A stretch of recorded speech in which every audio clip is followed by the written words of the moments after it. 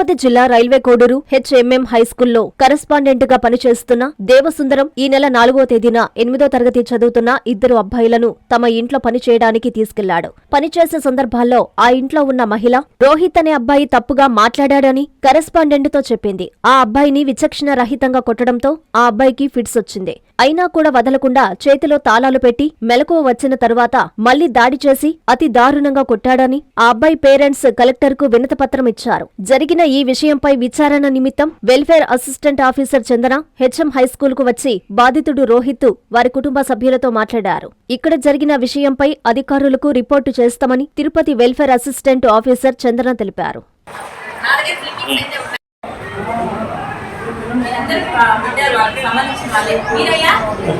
నా పేరు రోహిత్ కుమార్. నేను 8th క్లాస్ చదువుతున్నాను. హెచ్ఎం హై స్కూల్ మన మాధవరం రోడ్డు. నేను 5వ తేదీ 4వ తేదీ స్కూల్కి వచ్చాను. 4వ తేదీ 10 గంటలకి స్కూల్ నుంచి కరెస్పాండెంట్ శివసార్ ఆయనతో మమ్మల్ని స్కూల్కి ఇంటికి పిలుచుకొని పోయాడు. కరెస్పాండెంట్ సార్ ఇంటికి పిలుచుకొని పోయి మమ్మల్ని పని చేయించుకోవడం. అదే ఫస్ట్ రోజు బోకులు కడిగి ఓట్లు ఉతికి కసువులు దోసాము. మళ్ళీ 2వ రోజు అదే పని.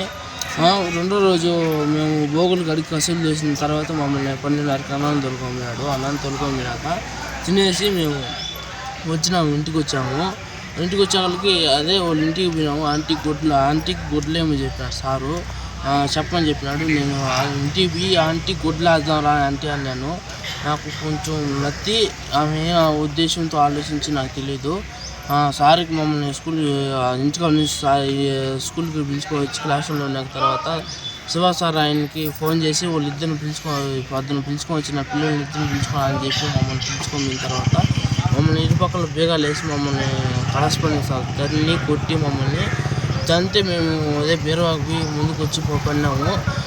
అది కాకుండా మాతో బూతు మాట్లాడడం కానీ తిట్టినాడు. మమ్మల్ని కొట్టి తిట్టినాక మేము గమ్మున అయిపోయినాము. గమ్మున కూర్చోమని చెప్పినాడు. కూర్చొని తన్నాక మళ్ళీ అంతా నొప్పి వచ్చింది. వాళ్ళంతా నొప్పులు వచ్చి వాయువు వచ్చింది. పడిపోయాను. పడిపోయిన తర్వాత నన్ను అదే లేపి మళ్ళీ కొట్టి మమ్మల్ని ఆటోలో వేసి నన్ను గోతం నా అబ్బాయిని ఆటోలో వేసుకొని వచ్చి కింద నుంచి వాళ్ళు ఆటో స్కూల్కి పిలుచుకొని వచ్చాడు. క్లాసులో పిలుచుకొని తర్వాత రోహిత్ కుమార్ ఏమన్నా మంచోడో చెడ్డో అని అడిగాడు. మంచోడే సార్, ఆ పిల్లోడు అట్లాంటి వాడు కాదని చెప్పాడు. చెప్పిన తర్వాత బాయ్స్ని అదే లేపినారు. సార్ అబ్బాయి ఒకరు బాగా చూసుకుంటారు సార్, వాడు అట్లాంటి చేసేవాడు కాదు సార్ అని చెప్పి మమ్మల్ని ఇంటికి పిలుచుకొని మమ్మల్ని ఎక్స్పెక్ట్ చేసి మమ్మల్ని సార్ ఏం మాట్లాడుతుంది మాకు తెలియదు.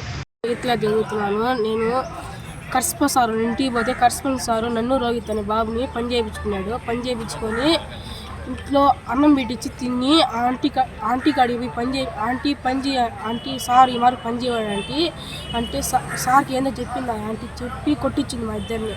మళ్ళీ బీరువా తన్ని వాయువు వస్తే మళ్ళీ కొట్టి ఫిట్స్ వచ్చాయి.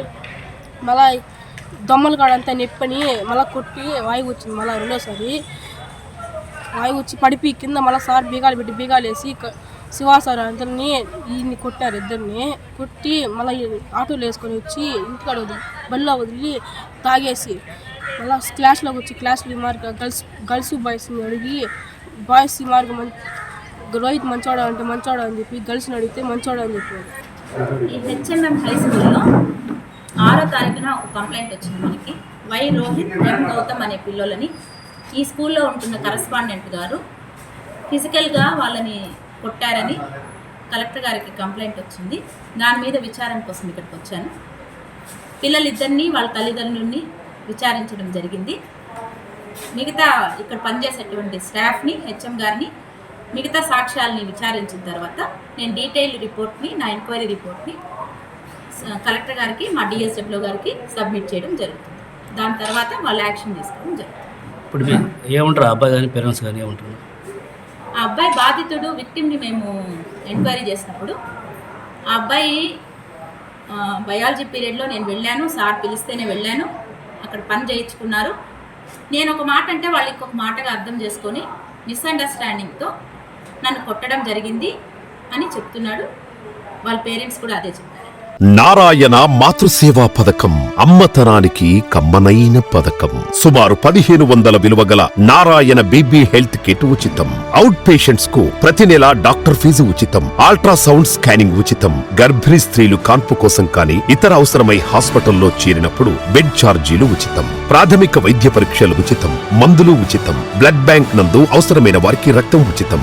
5 నుండి 9 నెలల గర్భిణీలకు ప్రతి నెల చెకప్ సమయంలో ఉచిత డ్రై ఫ్రూట్ బాక్స్ మరియు వేరుశెనగ చిక్కీలు ఉచితంగా ఇవ్వబడును. బిడ్డ పోషణ నిమిత్తం తల్లికి 3000 రూపాయల నగదు అందించబడును. కాన్పు కోసం అంబులెన్స్ ఉచిత పికప్ సదుపాయం కలదు. నెల్లూరు నగర పరిధిలో నారాయణ మాతృసేవా పథకం నెల్లూరు.